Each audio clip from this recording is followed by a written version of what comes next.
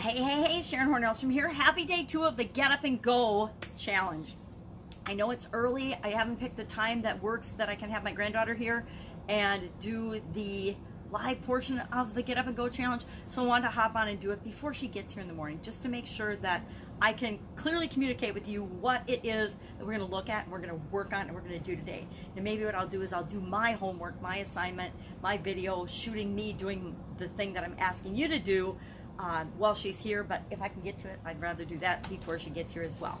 First off, let's start with a little quote from Wayne Dyer. I love Wayne Dyer and the Everyday Wisdom for Success book, and I just kind of randomly paged through and picked one for today, and I like this one. Let me grab my magnifying glass so I can read it. It says, "You'll come to know that the fear of not having enough prevents many from seeing that they already are enough." One of my favorite stories and expressions after I had my sudden cardiac arrest was coming out of that and doing a lot of studying and trying to figure out what the heck had happened to me, because kind of like this pandemic, a lot of us are in a stage where we're like, what the hell is going on? What the heck is happening? How can my world have blown up and changed in such a short period of time? And I was kind of the same way when I woke up from the coma after I had a sudden cardiac arrest. I didn't understand or even know what a sudden cardiac arrest was, much less that it could stop me in my tracks and cause me to drop dead. And luckily for me, I was in the right place at the right time, and the bartender of the business I owned that I was walking through knew CPR, and so he could keep me going till the paramedics got there, and they jump-started me with the ICD from the car. But I didn't know any of this had gone on, and I didn't understand it. I had just gone through an experience. I woke up and it was like, what the heck's going on? And a lot of us are in this same situation right now. But one of the messages and the lessons that I learned as I was exploring and trying to figure it all out and understand the meaning of life after that event was I was listening to a Darius Barzanti recording. That was back when teleseminars, right? When they were doing recordings and teleseminar interviews more than video interviews like we do nowadays. Amazing how much changes in just a couple of years. But one of the speakers, and I can't remember who it was now, and I feel bad because it had such an impact on me, he said, "You are enough." And I was listening to it by myself at home, and I burst into tears. I mean, I just started crying because so many of us, and apparently me as well, feel like for some reason we're not enough. We don't deserve to have all the things that we want. We don't deserve to create and have the life that we want. And obviously I was right up there with them, that I would burst into tears over that. So any expression, any saying that talks about and reminds us the incredible human beings and the incredible beings that we are, I like those sayings. So that's part of why I picked that one today. But today we're going to talk about, where are you? What is your specific, unique situation right now? Are you working? Are you at home? Are you at home working, or are you just at home because your business has been shut down or your job has disappeared? I've lost count of how many people I know and have talked to already whose businesses are shut down, or who have gotten fired or lost their jobs or furloughed or laid off or whatever, including people in my own family. My daughter was fired, and now she's out with her husband in Colorado and the dog, so it's very quiet where I am. But so much change so quickly, it's really hard for us to take. So I want to talk today, and I don't want us to look at it emotionally. I just want us to look at and be really honest about where we are. And we're going to look at 7 different areas of our life. We're just going to give them a number between, I like obviously numbers and ranges, because if we measure something, we can see if it's changing in the direction we want it to go or not. So just on a scale of 1 to 10 or 0, I would say 0 applies in some situations. Where are you at physically? Where's your health? Are you one of the people that is at risk and needs to take more precautions right now in your life and in what you're doing or not doing? I am one of those high-risk people, and so I have had to take a lot more precautions than I normally would if I want to go out and do anything. Not if I want to go for a walk outside, but if I want to go to a store or something. And mostly I'm just having people bring me stuff. You know, my son's going to get my prescription for my heart and things like that. And we just do what we have to do. So physically, where are you? On a scale of 1 to 10, are you healthy? Are you doing really well? Are you at 8, 9, or 10? A high number would mean you're doing awesome. You're doing really well in that area. A low number, you know, I can't give myself more than like a 5 or a 6 because I am a high-risk person. And let's be honest, I've gotten a little slippage in my good habits during this we've been kind of quarantined for about 3 weeks now, and it's going to be another month, a whole month more of this. So I have started beefing up and doing and making sure that I'm following my routine from a physical health standpoint. But where are you right now? 1 to 10, physical well-being, mental well-being. How are you feeling? What are you thinking about? And not feeling so much. What are you thinking? What are your thoughts? What are you doing that is feeding your thoughts in a positive or negative way? And what are you thinking? What's your mindset? 1 would be, I'm really negative, I'm really fearful, I'm really I'm mixing my emotions and my thoughts, because the next category is mentally. Where are you at mentally? So thoughts and mental, physical, mental, and emotional. Sometimes they all get tied together, right? If we are feeling upset because we're thinking and we're watching the news and we're feeling bad about what's going on and we've lost our job and we're like wondering what the heck we're going to do to get food on the table, or to make our house payment or our rent or our car payment or whatever, that can trigger our emotions, and then our emotions and our thoughts can actually make us physically sick. I contend that my sudden cardiac arrest was not only due to not taking care of myself for 20 years, but also due to all the stress and all the craziness that was going on in my life at that time that was just overwhelming. And I know, as I looked back at that situation, my thinking was bad. Every day I was asking myself and telling myself everything that would happen. It was just one more thing to overwhelm and stress me out. And I remember thinking and saying, I can't take this. I can't do this. And after about a month of that, guess what happened? I had a sudden cardiac arrest, and I was in a position where I didn't have to take any of it. It all shut down. So physically, 1 to 10. Mentally, thought process, mindset, 1 to 10. Emotions, where are your emotions? 1 to 10. I gotta admit, and it's really, I don't want to seem bad, but my emotions are like a 9 or a 10. I'm doing really good through most of this, with the exception of last night. I had a little bout of, and I know it was because I was tired, of being doubtful and wondering, geez, should I be doing this Get Up and Go challenge? And I know I absolutely positively should be. So physical, mental, emotional, spiritual. Where are you spiritually? And spiritual means your spirit, your being, your soul, and however you define that, however you define spirituality. Is it religion for you? Where are you just knowing that you will be okay? Where are you in your confidence and your knowing that there's this big plan, this big grand plan, and that you're always supported? If you're feeling like you're always supported, you're up closer to 10. If you're feeling like you're all alone and that you're in this by yourself and that you don't have any spiritual or connection outlets or religious beliefs and things, maybe you're down more closer to a 1. So yeah, physical, mental, emotional, spiritual, financially. Where are you financially? Depending on your situation, that could be, a 1 to a 10. None of us are a 0, because nobody's going to starve because of this. There are resources out there, and there are things to take care of all of us, no matter what. Even if we lost our job and we had no money in the bank and we have no credit, we're going to take care of each other, right? We're going to take care of each other. So don't give yourself a 0, because it's not a 0. Everybody will be okay. So 1 to 10, where are you financially right now? If you had savings and you're feeling good and you've got income still coming in, you're still working, excuse me, that made me cough, you're probably a higher number on the scale of 0 to 10. But where are you? Just where are you right now, this minute, today? And it's just a feeling of where you are. These are subjective numbers, and nobody's going to judge it or see it except you. So where are you? So physical, mental, emotional, spiritual, financial. Okay, relationships. Where are you with respect to relationships right now? Now, just because we have to be physically separated doesn't mean we can't be interacting with one another and having relationships. There's Skype, there's Zoom, there's all kinds of technology. There's Facebook calling, right? You can do Facebook video. You can be on Facebook, and if you're watching me, you know how to use Facebook. There's a little thing on the messenger that's got a little camera up in the corner. You can pop that, and you can actually look at people and see them and talk to them. So we can be connected even though we're disconnected. So where are you with respect to like a relationship or people or a support system, so you don't feel like you're in this all by yourself and alone? Again, a scale of 1 to 10.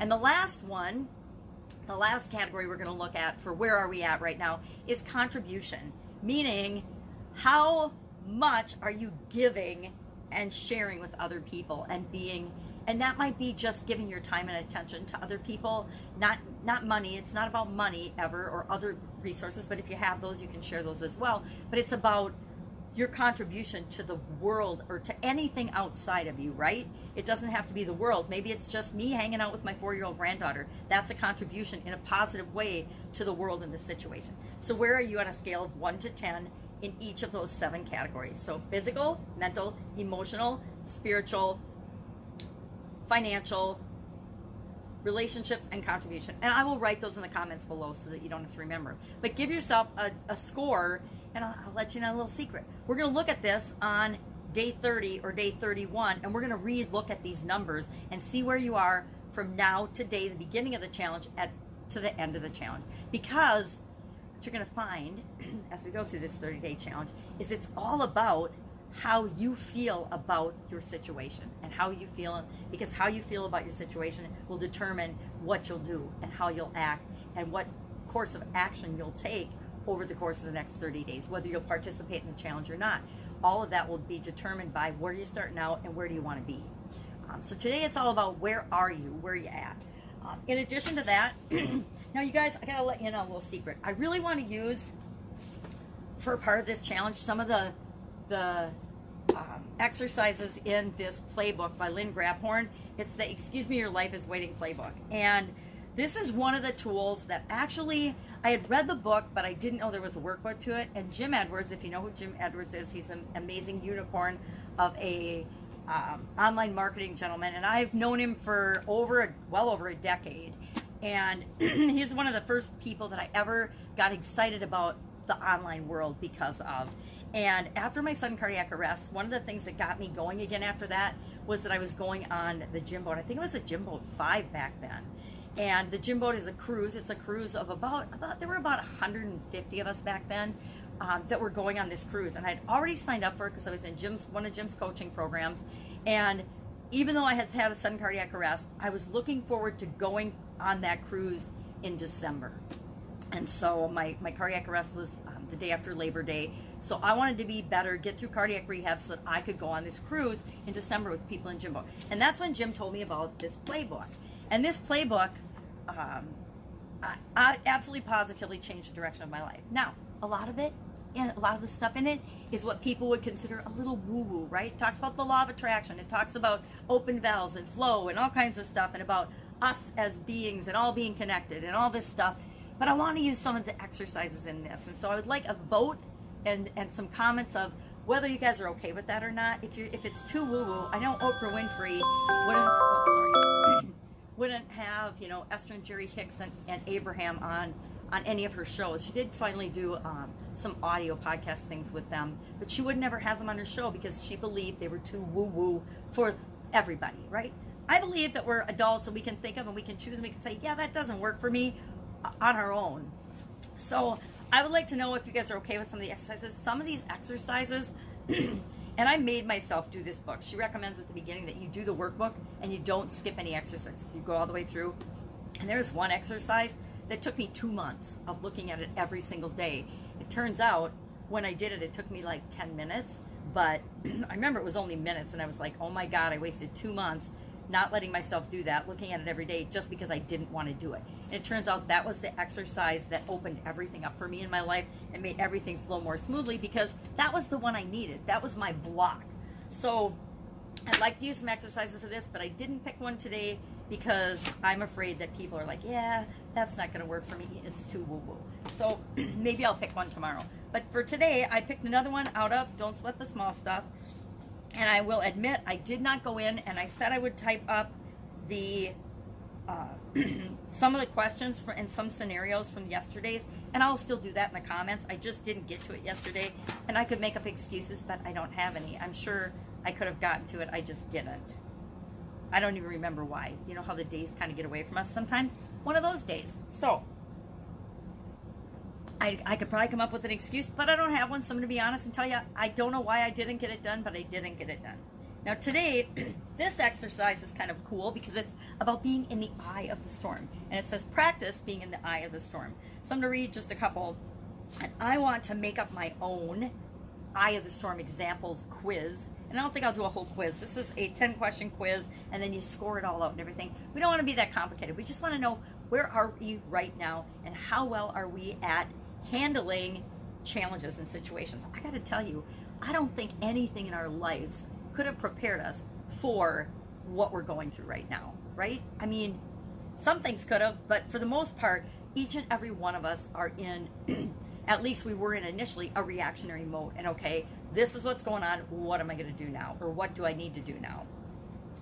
But we can actually practice being in the eye of the storm, because you know what? We know that this isn't the last situation or the last challenge we're ever going to face. The one thing I can guarantee you for sure is that stuff's going to happen in your life, right? It's not going to be this smooth ride to the finish line in your deathbed where everything just went hunky-dory, oh, so nice and smoothly and calmly, and you know, you come to the end of your life and you're like, oh, that was so wonderful, and you close your eyes and you go to sleep. Not going to happen. Not going to happen for hardly any of us. Maybe there's, you know, 1 or 2 people on the planet that will happen for. For the most part, the rest of us, we're going to have to deal with challenges, and how we deal with them is entirely up to us.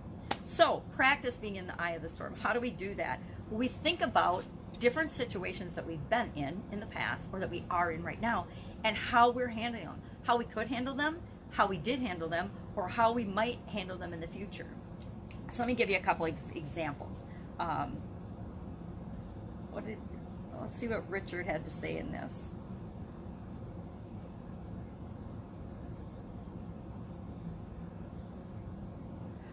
Here's what he suggests. He says, begin with a harmless scenario like a family gathering or something.